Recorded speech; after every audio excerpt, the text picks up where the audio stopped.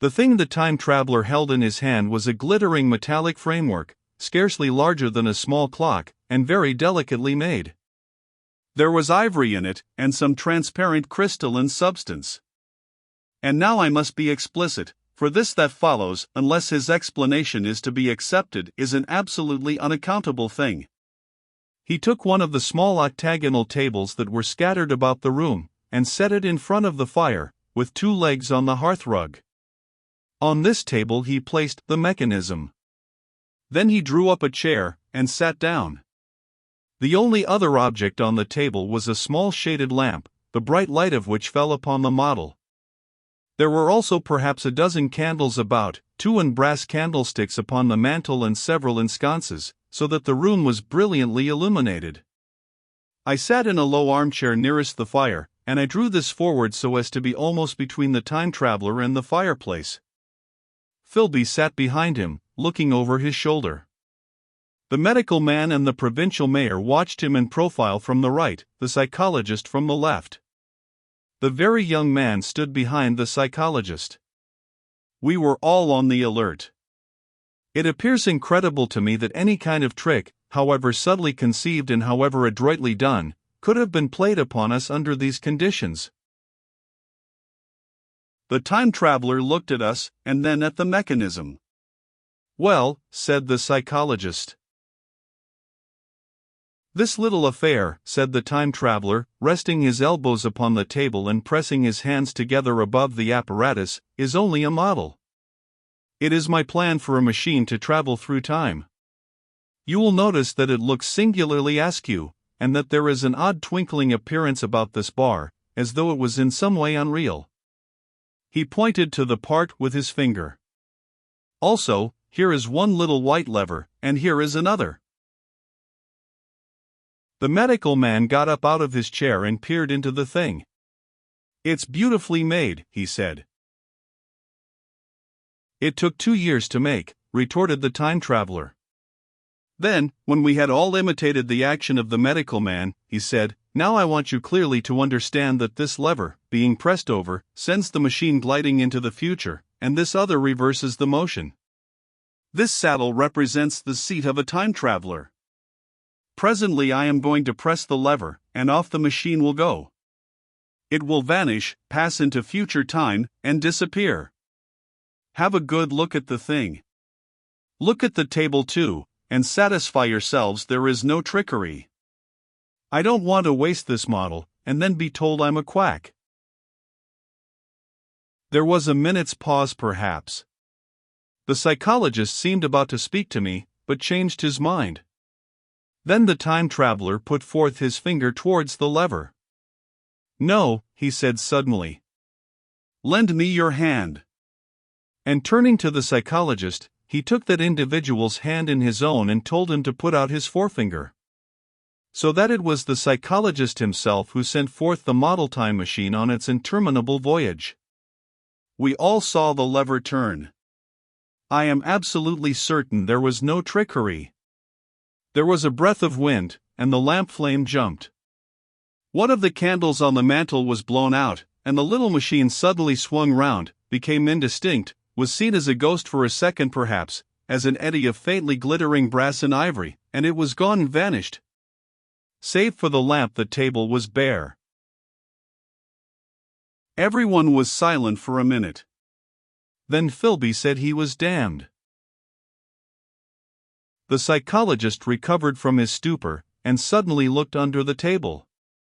At that the time traveler laughed cheerfully. Well, he said, with a reminiscence of the psychologist. Then, getting up, he went to the tobacco jar on the mantel, and with his back to us began to fill his pipe. We stared at each other. Look here, said the medical man, are you in earnest about this? Do you seriously believe that that machine has traveled into time? Certainly, said the time traveler, stooping to light a spill at the fire. Then he turned, lighting his pipe, to look at the psychologist's face. The psychologist, to show that he was not unhinged, helped himself to a cigar and tried to light it uncut.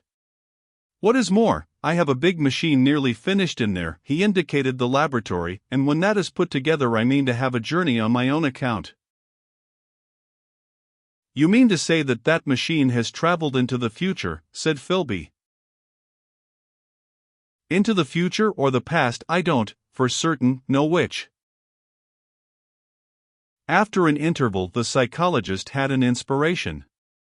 It must have gone into the past if it has gone anywhere, he said.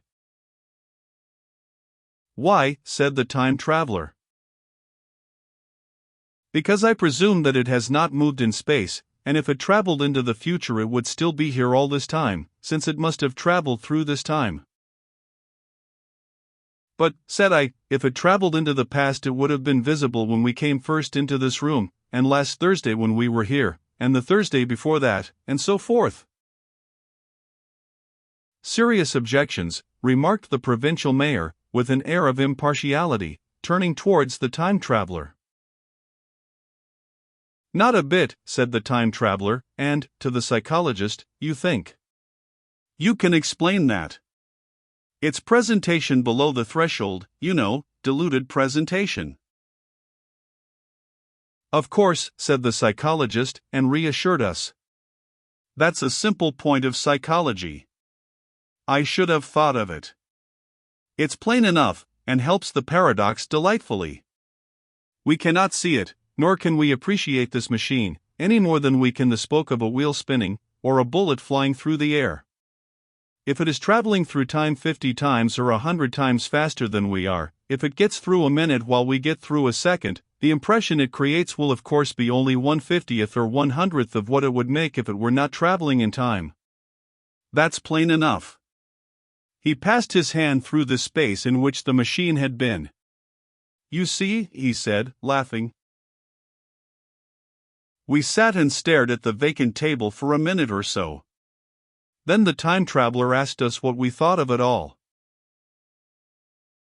It sounds plausible enough tonight, said the medical man, but wait until tomorrow.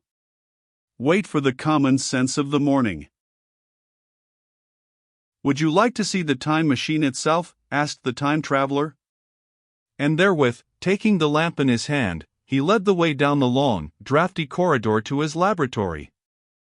I remember vividly the flickering light, his queer, broad head in silhouette, the dance of the shadows, how we all followed him, puzzled but incredulous, and how there in the laboratory we beheld a larger edition of the little mechanism which we had seen vanish from before our eyes.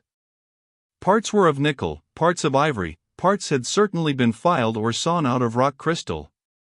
The thing was generally complete, but the twisted crystalline bars lay unfinished upon the bench beside some sheets of drawings, and I took one up for a better look at it. Quartz it seemed to be. Look here, said the medical man, are you perfectly serious? Or is this a trick, like that ghost you showed us last Christmas? Upon that machine, said the time traveler, holding the lamp aloft, I intend to explore time. Is that plain? I was never more serious in my life. None of us quite knew how to take it. I caught Philby's eye over the shoulder of the medical man, and he winked at me solemnly.